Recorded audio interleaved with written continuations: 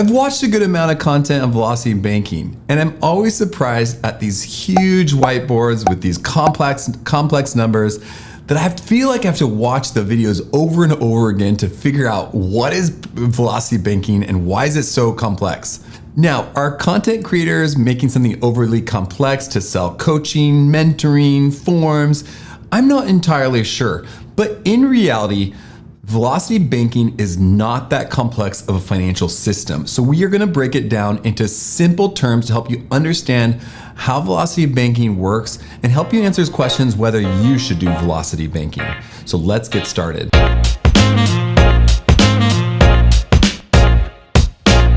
Welcome to the Ascend Finance YouTube channel, where we put debt topics into simple, human understandable language with the goal of helping you get out of debt cheaper, easier, and faster. My name is Ben, and I'm the co-founder of Ascend. Before we get started, I want to let you know that this video is for informational purposes only and should not be construed as financial or legal advice. And if you like this content, we always appreciate a like.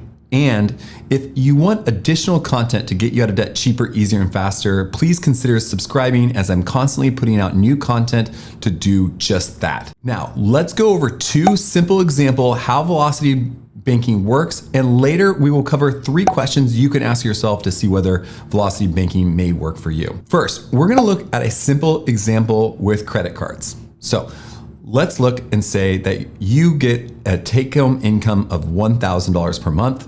Let's say you have a credit card balance of $10,000 with $300 per month. And finally, let's say you have other expenses of $700 per month. So very simple. In the very simplest form, there's only 3 variables here, right? And when we look at in the simplest form, velocity banking is taking your $1,000 income and then putting that towards the $10,000 credit card. And now that would basically mean that you have $9,000 credit card balance, and then you use that credit card balance to pay off your other expenses. So $1,000, you have the $1,000 income, you put that to your credit card balance, you're down to $9,000, and then you add your expenses by paying those with your credit card of $700, and you close the month with a balance of $9,700. So I covered this in another video, so if you haven't watched that, you might want to watch that one. But the major issue with velocity banking is that often your rent or mortgage, your car payments, and your credit cards cannot be paid with a credit card, making velocity banking potentially useless. Now, in the example that I did in the other video, almost 75% of the expenses couldn't be paid with a credit card. So it could be helpful to look at your own expenses and see how those exactly work for you. Let's look at an example where velocity banking has been said to work, and that's specifically with a HELOC, which is also known as a home equity line of credit. Let's simplify this example as well to make this as simple as possible and not make things overly complex to confuse you. So let's say you have a mortgage of $5,000 with a $200 monthly payment and a HELOC balance of $0, but a credit limit of $5,000. Now, let's say you have an income of $1,000 per month and other expenses of $500 per month. So that gives you $300 of basically disposable income, or also known as discretionary cash flow. So with velocity banking, let's say you take the $5,000 credit limit to pay off your mortgage, reduce your mortgage from $10,000 to $5,000. Now, if you look at it, your balance is $5,000 in your HELOC and $5,000 in your mortgage. Next, you would then take the $1,000 of income and put that towards your HELOC and use that to pay your expenses of $500 and $200 to your mortgage. And then the $300 additionally would go towards your mortgage. So at the end of the month, your HELOC balance might be $5,000, and then your mortgage balance is $4,500. And you continually doing that until you get rid of both your HELOC and your mortgage. Now, in this situation, your alternative could just be taking the $300 of discretionary cash and putting it towards your mortgage. And the example is super simple because we're not considering the APR and interest rates of your HELOC or your mortgage. But you could potentially save money if you have the right interest rates doing the velocity banking strategy with a HELOC. But one of the major caveats is, in many of the videos on velocity banking and HELOCs, it shows that, you have this mortgage that you just got and a HELOC of this.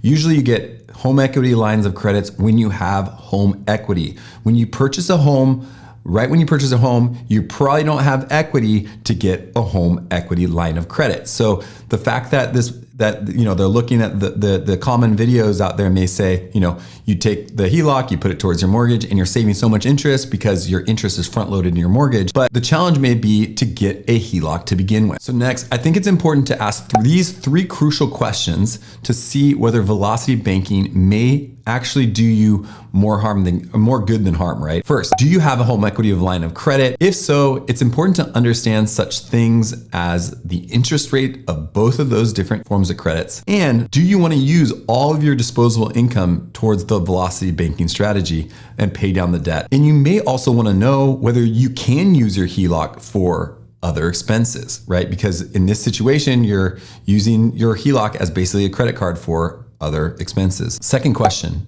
if you do not have a HELOC, can you use your credit card for the majority of your expenses? If you don't have a HELOC and most of your expenses can't be put on a credit card, then the velocity banking strategy's value diminishes greatly. For example, many times you can't put your rent on a credit card, you can't put your car payments on a credit card, you can't put your credit card payments on a credit card. You may not even be able to put your electricity on a credit card. So 4 of your biggest expenses potentially can't even be used in the velocity banking strategy. Third and finally, when do you get paid? Now, many content creators may assume in their videos that you're getting paid at the beginning of the month, and that can be used for expenses throughout the month. But it's not that simple. Many people get paid 15th, 30th, there's a lot of variability, and when your expenses are due, that make velocity banking extremely time consuming and probably not beneficial. Finally, I'll end with this question. Should you do velocity banking? Now, it's completely up to you whether you want to use a velocity banking for your finances. In many situations, it may be more hassle than it's worth, and you may not save anything, and you could potentially lose money in some situations. Finally, your comments in the description below will hopefully help guide me to make future videos in the future, but I'll try to make a video soon covering velocity banking alternatives. If you have any questions, please comment below. Thanks so much for watching. Hope you have a great rest of your day.